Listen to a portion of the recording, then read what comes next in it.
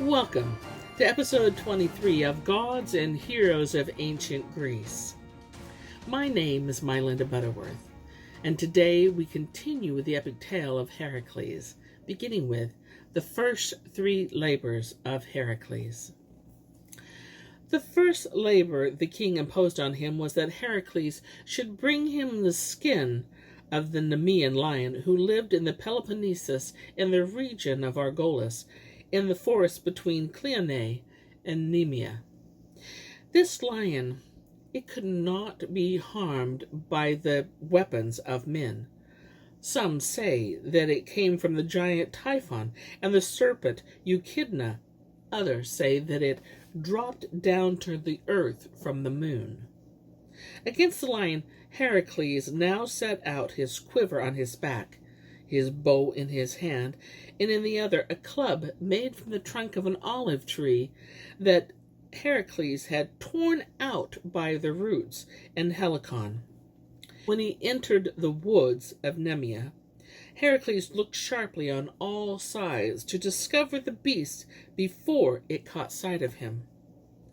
It was noon, and nowhere could he find a trace of the lion, nor ask the path leading to his lair, for he met no one, either with a herd in the fields or felling trees in the forest. All had fled to their houses, far from the haunts of the lion, and locked themselves in for fear. Throughout the afternoon, Heracles roved through the thickets, determined to prove his strength the instant he saw the lion. But it was evening before the beast came loping down the woodland trail, returning from the hunt to rest in the ravine. He had sated himself with flesh. His head, his mane, and his breast dripped with blood, and his tongue he licked up the drops oozing from his jaws. Heracles, who saw him from afar, took refuge behind a wall of dense bushes, waited until it approached, and aimed an arrow at his flank between the rib and the haunch.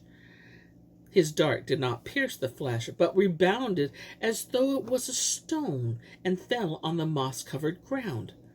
The animal raised his head and turned his eyes questioningly in the direction of the arrow.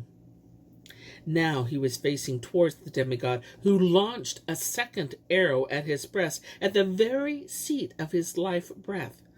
This time, too, the missile did not even prick the skin, but glanced off and fell at the lion's feet. Heracles was just about to fit a third shaft to his string when the monster saw him. He drew his long tail forward to the hollows of his legs.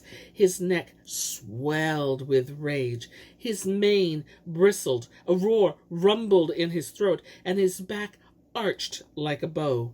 Intent on the kill, he sprang at his enemy. Heracles let the arrows drop from his hand, cast off his lion skin, and with his right hand swung his club over the head of the beast and struck his neck so that it crushed to the earth. His leap arrested in mid-air and then rose on unsteady feet, his head rolling from the shock. Before he could catch his breath, Heracles rushed at him. But this time he flung aside the bow and his quiver to have his hands free. Approaching the lion from behind, wound his arms around his neck and choked him to death, so that this hideous soul sped back to Hades. For a long time, Heracles tried to skin his victim, but the hide resisted both iron and stone. Finally, he hit on a method of skinning the beast with its own claws, and this proved successful. Later, he made himself a cuirass out of the magnificent skin and used the jaw for a new helmet.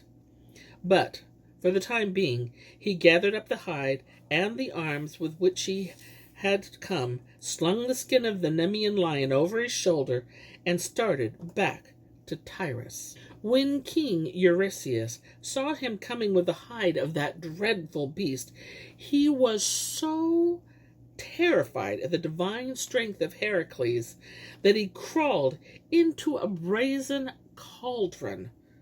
From this time on, he refused to see Heracles, and had Copus, a son of Pelops, communicate his commands to the demigod beyond the walls of the city. The second labor of Heracles was to slay the Hydra, who was also a child of Typhon and Oncydion. She had grown up in Argos and the swamps of Lerna, and it was her custom to crawl ashore to tear the cattle limb from limb and lay waste the fields. She was not only fierce, but vast in size, a water snake with 9 heads, 8 of which were mortal, while the 9th, the middle one, was deathless. For this venture, too, Heracles prepared with high courage. He mounted a chariot, took with him a charioteer, Iphulcus, his inseparable companion, the son of his half-brother Iphicles, and flew over the ground to Lerna until they caught sight of the Hydra on a hill near the springs of Amion. Here Aeolus stopped the horses. Heracles leaped from the chariot and with arrows routed the snake from her hiding place. Hissing, she lashed out and reared her 9 heads, which swayed like the boughs of a tree in a storm. Heracles went up to her unafraid, seized her in his mighty grip, and held her fast. But she twined herself around one of his feet, without attempting to battle him more directly. Now he began to smash her heads with his club, but this was to no avail, for whenever he crushed one head, 2 more grew back. Besides, the Hydra had as an ally a giant crab which hurt Heracles by clawing at his feet. He killed it with his club, and then called Aeolus for help. The boy was holding a torch in readiness. He set part of the nearby wood afire, and with the brands seared the new heads the instant they budded forth, so that they thus were prevented from attaining their full size.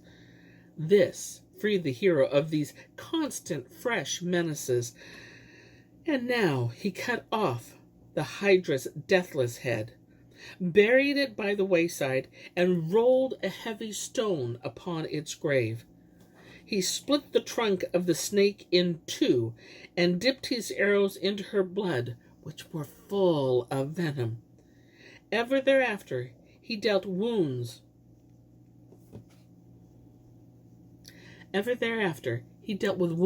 that would not heal. The third labor imposed on him by Eurystheus was to take alive the Hind of Mount Cernia. This was a beautiful creature, with golden horns and brazen hooves, which dwelt in the hills of Arcadia. She was one of the 5 hens through which Artemis had proved her skill in hunting, and the only one she had allowed to run free in the woods again, since the fates had decreed that one day Heracles should weary in the chase of her. For a whole year he pursued her, and in his wanderings he came to Hyperborea and to the source of the Ister. At last he caught up with the Hind on the bank of the river Ladon, not far from the city of Ono, near the mountain of Artemis. But the only way he could capture the animal was to lame her with a shaft and carry her through Arcadia on his shoulders. Here he met the goddess Artemis with Apollo, her brother. She upbraided him for planning to kill a creature sacred to her, and even prepared to rob him of his quarry. "Great goddess," said Heracles, to justify to her, "it was not idle sport which prompted me to do this, but sheer necessity. For how else could I fulfill the wish of Eurystheus?" Those words calmed her anger, and he brought the Hind alive to Mycenae.